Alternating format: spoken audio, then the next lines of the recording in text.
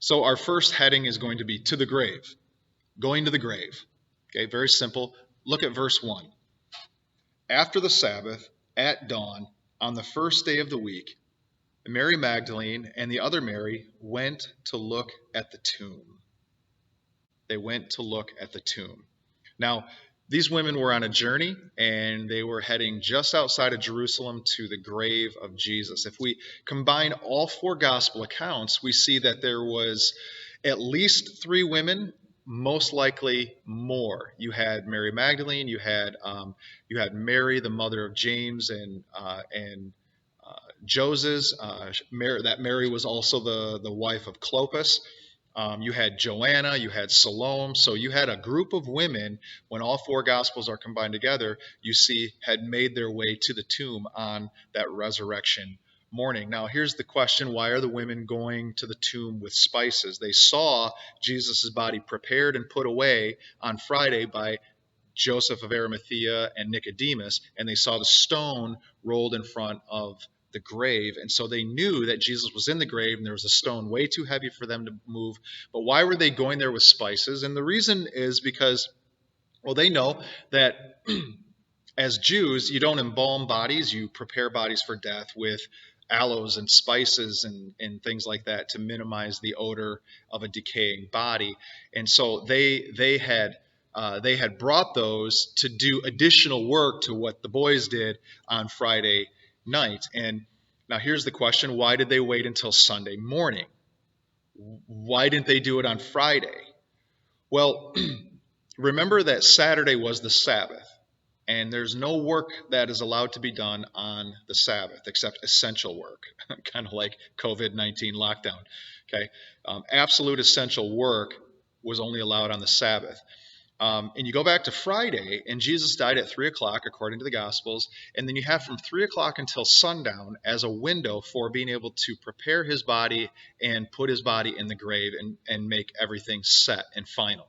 And the reason you had until sundown is because the Jews reckoned time differently than we do, and they counted that a new day began at sundown. Okay? And so the Sabbath would have started Friday night at sundown. And so Jesus' body had to be prepped and put away before sundown because all that work had to be done, and it couldn't be done on any part of the Sabbath day. And a lot of stuff had to happen between his death and sundown. You had Joseph of Arimathea and Nicodemus. They needed to hear the news that Jesus was dead. Then they needed to go and travel to Pontius Pilate to request permission to get his body down from the cross and to take care of it. Then they had to actually from there, they couldn't just leave Pontius Pilate because Pontius Pilate, we know, was surprised to hear that Jesus was already dead. And so he sent a centurion to go and confirm that he was already dead. Centurion returns finally, and he says, yep, he's dead. It's confirmed.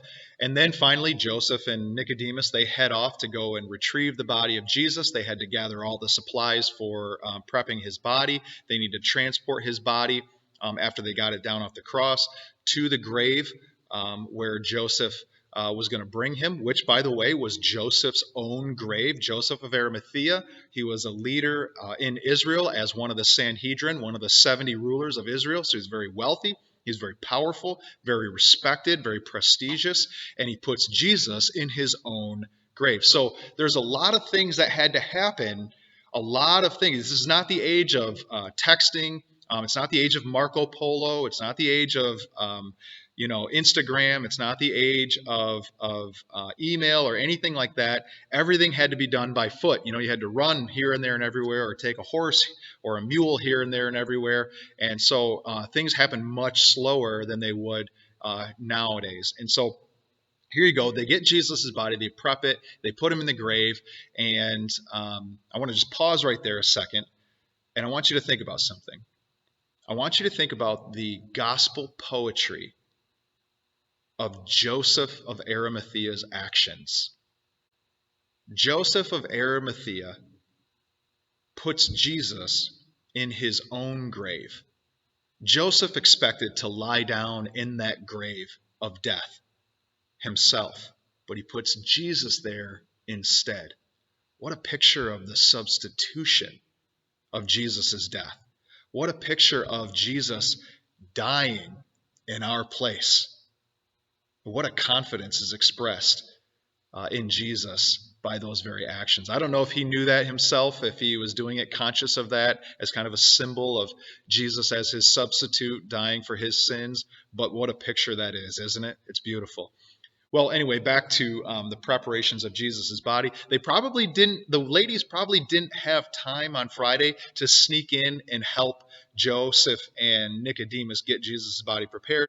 Just as a humorous note, some commentators have said some funny things. One commentator said that a couple of Galilean women, which these ladies were, probably did not think that two men from Judea were appropriate and fitting to prepare Jesus' body, Jesus who himself was from Galilee.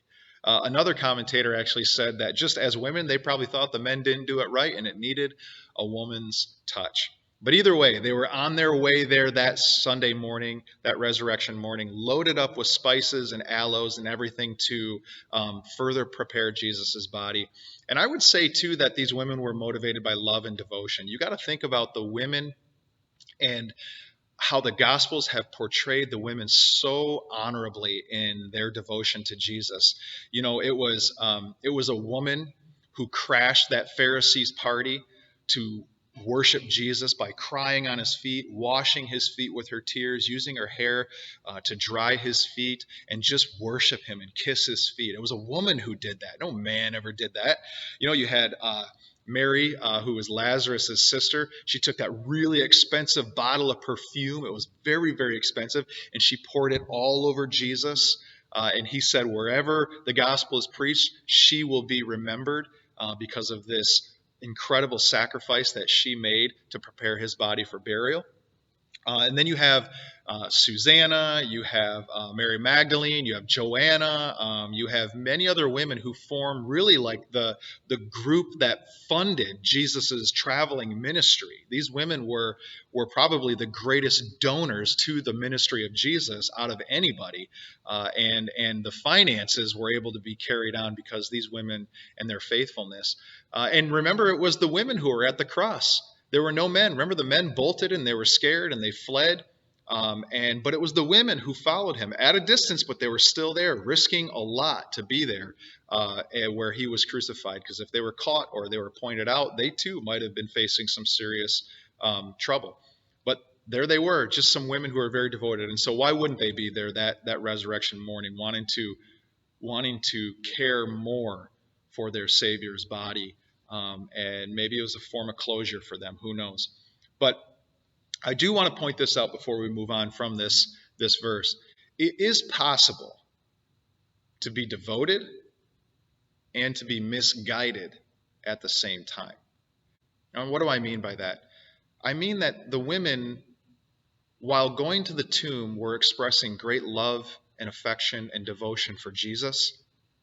It was also a very misguided action on their part. It was actually something that showed and reflected tremendous unbelief.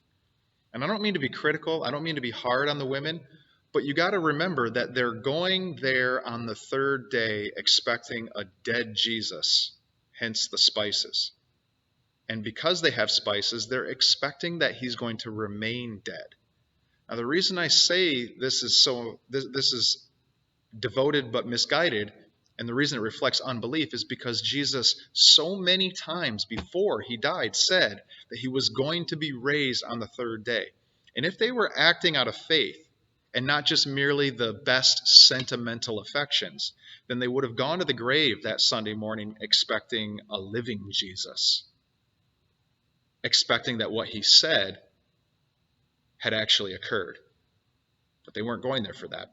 And so that's why I say that they needed, that they had not heeded his words. And that's why we read in some of the Gospels, there's a kind of rebuke from the angels.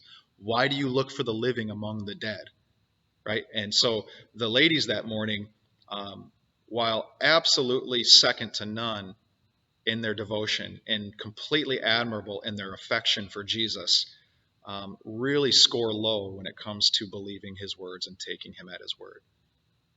So on their way, out of Jerusalem to the grave, sandals crunching on the gravelly roads, dew glistening in that early sunrise. They come to the grave and they find no guards and they find no Jesus, but they do find an angel. Now we got a story.